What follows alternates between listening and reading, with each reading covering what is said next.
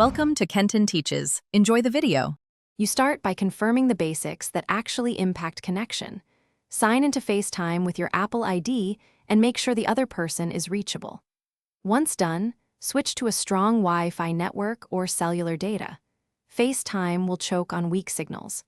Make sure date and time are set to automatic and install any pending iOS or Mac OS updates because certificate and network fixes live there. These steps remove common authentication and timing mismatches before deeper troubleshooting. Next, you change settings that often block connections. Turn FaceTime off, wait 10 seconds, then turn it back on and restart your device. This forces re-registration with Apple servers. Make sure camera and microphone permissions are granted so video and audio can initiate.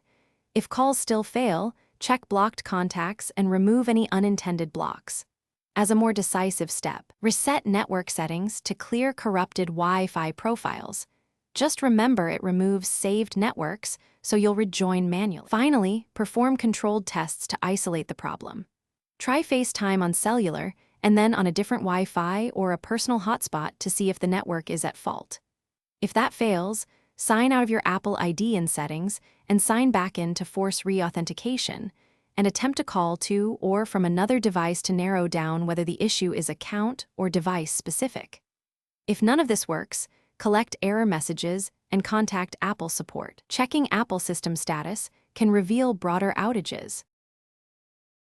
Thanks for watching. Please subscribe if this video was helpful.